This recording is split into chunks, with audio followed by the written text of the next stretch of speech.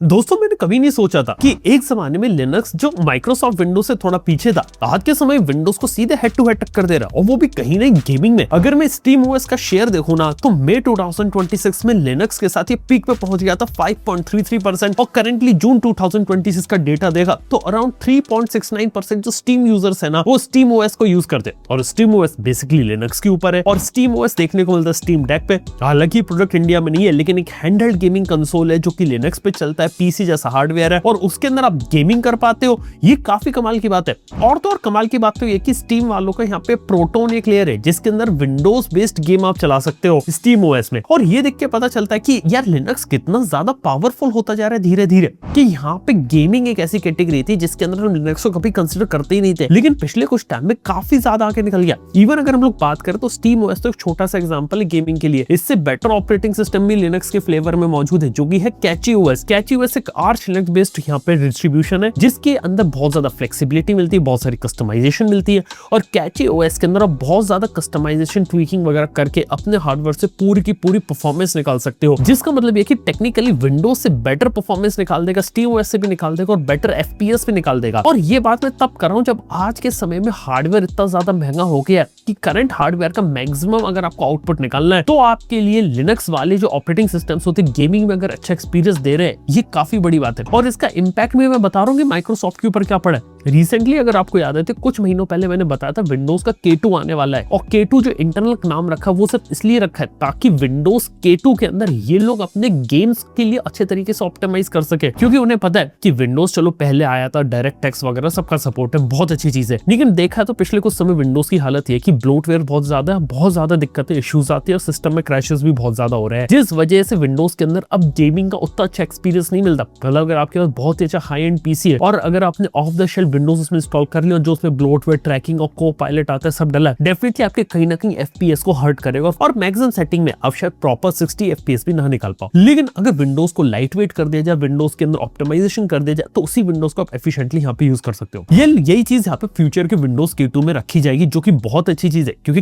At least customer को ना, consumer को एक अच्छा प्रोडक्ट मिले, क्योंकि इतना अच्छा गेमिंग हार्डवेयर तो यहाँ पे लोग बना लेते हैं, एक अच्छा गेमिंग लैपटॉप ले लेते हैं या फिर गेमिंग पीसी भी बिल्ड कर लेते हैं, लेकिन उसके अंदर bottleneck at the end of the day जब सॉफ्टवेयर आ रहा है ना, तो लोग भी उसमें क्या करें। चलिए इसके साथ ही बता देता हूँ कि माइक्रोसॉफ्ट ने ऑफिशियली यहाँ पर क्या बोला। माइक्रोसॉफ्ट ने ऑफिशियली स्टेटमेंट यहाँ पर ये दिया कि यहाँ पे विंडोज को अगर आपको नॉर्मली रन करना है तो उसके लिए मिनिमम 8 GB रैम होनी चाहिए, और गेम खेलना है तो 16 GB रैम होनी चाहिए। यार ये बात भी उन्होंने यहाँ पे तब बोली है जब यहाँ पे ग्लोबल लेवल पे मेमोरी क्राइसिस है। और क्या ये बात पूरी तरीके से सच है? वेल करंट स्टेट में देख के बता सकता हूँ कि यार 50,000 रुपए के नीचे अगर 8 GB रैम वाला लैपटॉप लेंगे तो उसमें आप ठीक ठाक ही परफॉर्मेंस एक्सपेक्ट कर सकते हैं। और 16 GB गेमिंग के लिए ना आज मैं बोलूंगा कम है, क्योंकि ऑफिशियल सिस्टम रिक्वायरमेंट कई सारी गेम के आज के समय में 32 GB पहुंच चुकी है रिकमेंडेड वाली। और पता नहीं जब GTA 6 जब पीसी पर आएगा ना, तब उसकी गेमिंग की रिक्वायरमेंट कितनी होगी हमें आज भी नहीं पता है। और इसी हिसाब से देखा जाए तो यहाँ पे देखा तो विंडोज को भी थोड़ा चेंज होने की जरूरत है। लेकिन अगर घूम फिर के लिनक्स में आए तो पिछले कुछ समय लिनक्स के अंदर चीजें बहुत तेजी से डेवलप हुई है, यानी कि लिनक्स काफी कम सिस्टम रिक्वायरमेंट पे चल जाता है। लिनक्स के अंदर काम करना काफी ज्यादा इजी हो गया। पहले काफी सारी चीजें कमांड लाइन के थ्रू करनी पड़ती थी, लेकिन अब बस क्लिक करके आप यहाँ पे कर सकते हैं। और लिनक्स का जो डिस्ट्रीब्यूशन लेवल होता है ना, तेजी से यहाँ पे बढ़ा है, और इतना तेजी से बढ़ रहा है कि यहाँ पे नॉर्मल पीसी यूजर के अंदर भी उसने एंट्री लेना शुरू कर दी। देखो सीधी बात है कि नॉर्मल पीसी जो थे वो विंडोज के साथ सिर्फ इसलिए थे क्योंकि लोग बहुत लंबे समय से माइक्रोसॉफ्ट विंडोज को यूज कर रहे थे, वो डिफॉल्ट ऑपरेटिंग सिस्टम बना था, लोग उससे फैमिलियर थे, सिर्फ यही एक सबसे बड़ा एडवांटेज है विंडोज के पास। लेकिन धीरे धीरे यहाँ पे सिचुएशन इतनी ज्यादा बदलती गई कि यहाँ पे जब एआई वाली चीज इंटीग्रेट होने लगी, जो कि ज्यादा फायदा भी नहीं पहुंचा रही थी, उस वजह से यहाँ पे विंडोज के अंदर लोग थोड़ा सा पीछे हटने लगे। आज के समय में देखा जाए तो यहाँ पे क्या होता है, लिनक्स का पूरा यूज बैकएंड में होता है। अगर आप लोग बात करेंगे पूरा 95% जो वेबसाइट बनी है, पूरा वेब ट्रैफिक, अगर हम लोग क्लाउड की बात कर ले, इवन अगर हम लोग बात करें लेटेस्ट एआई टेक्नोलॉजीज की, एआई सर्वर्स की, यार वहां पे पूरा का पूरा काम लिनक्स पे हो रहा है। यहाँ तक कि लोग है ना अपने कंप्यूटर के अंदर लिनक्स सिर्फ इसलिए इंस्टॉल कर रहे हैं ताकि लोकली मॉडल्स को यहाँ पे रन कर पाए। ये चीज विंडोज पे कर पाना काफी ज्यादा डिफिकल्ट हो गया है, और उतना ज्यादा अच्छी एफिशिएंसी और पावर भी नहीं निकाल पाता।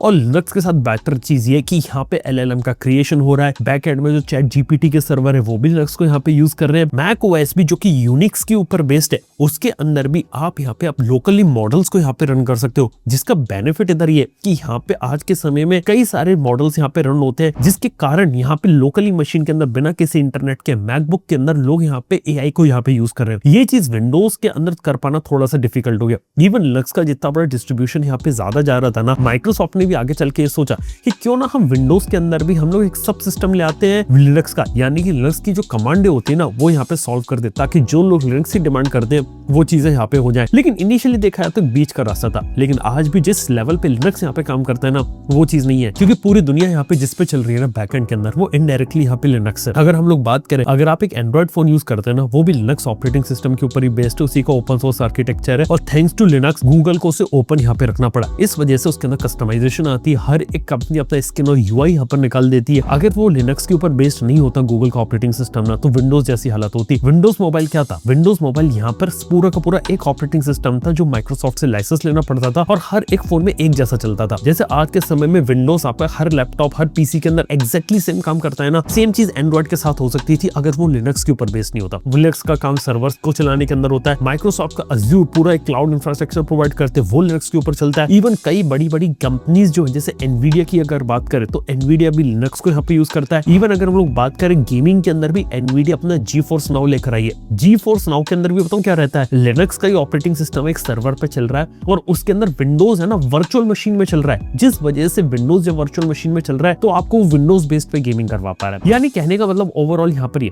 लिनक्स की जो कहानी पिछले कुछ साल पहले तक काफी ज्यादा टेक्निकल थी, काफी ज्यादा ट्रिकी थी, वो आज के समय में काफी ज्यादा बदल गई है और यही एक डिस्ट्रप्शन की यहाँ पे इंडस्ट्री में जरूरत है, खास तौर पे PC में। जब आज के समय में एक महंगा और नया हार्डवेयर बनाना पड़ रहा है, महंगा आज के समय में ये प्रॉब्लम आ रही है कि लोग ग्राफिक कार्ड लेने जा रहे हैं तो लाखों का पड़ रहा है, सेकंड हैंड भी यहाँ पे रिक्वायरमेंट कम हो गई है, 32 GB रैम के लिए लोग इतना ज्यादा पैसा खर्च कर रहे हैं जितने का तो CPU नहीं आता। जब ये हालत होगी गेमिंग PC डेवलप करने की तो यहाँ पे लिनक्स की इसलिए रिक्वायरमेंट है क्योंकि लिनक्स अगर कम हार्डवेयर पे अगर अच्छी परफॉर्मेंस निकाल देगा तो उसके लिए बहुत अच्छी अपॉर्चुनिटी है और ओवरऑल मार्केट के अंदर कंपटीशन बहुत ज्यादा जरूरी होता है। अगर कंपटीशन नहीं होगा तो माइक्रोसॉफ्ट की मोनोपोली रहती और वो खराब एक्सपीरियंस भी देती रहेगी और लोग उसे एक्सेप्ट करते रहेंगे। लेकिन अगर जब तक माइक्रोसॉफ्ट को चैलेंज नहीं मिलेगा ना तब तक ये लोग अपने आप को सुधारेंगे नहीं। और यही चीज मैंने माइक्रोसॉफ्ट के साथ उनके नए Xbox प्रोजेक्ट हीलिक्स के साथ देख रहा हूँ। उसमें माइक्रोसॉफ्ट बताऊं क्या कर रहा है, इस बार गेमिंग कंसोल नहीं गेमिंग PC जैसा कुछ बनाने का प्लान है जिसके अंदर विंडोज भी चल जाएगा। उसके अंदर कह रहे कि आप दूसरे थर्ड पार्टी टाइटल्स को भी यहाँ पे खेल लोगे, जिसके अंदर आपको शायद Xbox के स्टोर की जरूरत नहीं, शायद स्टीम भी डाउनलोड कर लो और उसके ऐसा PC भी यहाँ पे यूज कर लो। यानी कि विंडोज को ही लेके उसका एक मॉडिफाइड वर्जन यहाँ पे क्रिएट कर रहे हैं जिससे ज्यादा से ज्यादा लोग उसे अफोर्ड भी कर पाए और एक अच्छी परफॉर्मेंस निकल पाए। शायद यही एक चीज है।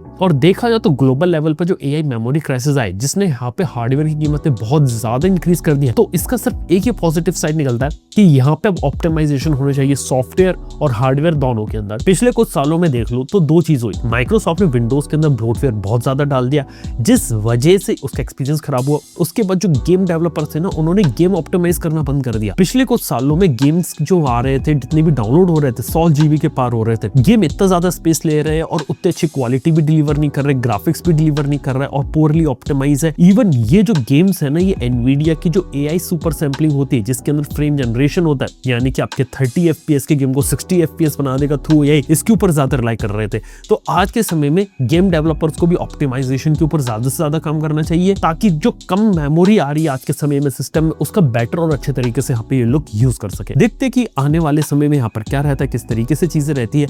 लेकिन डेफिनेटली लिनक्स की जो एक री एंट्री हो रही है ना ये बहुत ही इंटरेस्टिंग लग रहा है और गेम में धीरे धीरे जैसे वापस आ रहा है। देखो बैक एंड के अंदर लिनक्स किंग बन के बैठा हुआ था लेकिन फ्रंट एंड में जो यूजर्स थे ना वो लिनक्स को इतना अच्छा यूज नहीं कर पा रहे थे। कई लोग उससे फैमिलियर नहीं थे, लेकिन जैसे जैसे यूजर फ्रेंडलीनेस मल्टीपल वर्जन्स आ रहे हैं और स्पेशली गेमिंग के अंदर अगर अपनी एंट्री बना रहा है और गेमिंग का एक solid alternative operating system create हो जाए और इसके अंदर कंपैटिबिलिटी आ जाए उन सॉफ्टवेयर्स और उन एप्लीकेशंस की जो विंडोज के साथ है ना, तो कहानी काफी ज्यादा बदल सकती है। देखते क्या रहता है। लेकिन इतने लंबे समय के बाद भी लिनक्स का मार्केट में टिके रहना और अब कंज्यूमर पीसी के अंदर दोबारा से अपनी दस्तक देना एक काफी इंटरेस्टिंग बात है। बाय द वे, क्या आप लोगों ने कभी कोई लिनक्स ऑपरेटिंग सिस्टम यूज किया, स्टीम ओएस वगैरह या कैची ओएस या कोई उबंटू वगैरह भी? अपना जो ओपिनियन नीचे कमेंट वगैरह में बता सकते हो। हालांकि मेरे को पता है जो लोग डेवलपमेंट में काम करते हैं, सॉफ्टवेयर इंजीनियरिंग में काम करते हैं, वहाँ लिनक्स काफी ज्यादा कॉमन है और वहां पर भी मैंने देखा कि वर्चुअल मशीन के अंदर ये लोग अपने रिमोट पीसी के अंदर कई बार तो लोग वहां पे ही लिनक्स यहाँ पे यूज करते हैं। तो वो भी एक चीज है जहाँ पे बड़ी बड़ी टॉप की जो कंपनीज है वो उसी में लगी रहती है। तो खैर देखते हैं कि आने वाला फ्यूचर क्या रहता है, किस तरीके से काम होता है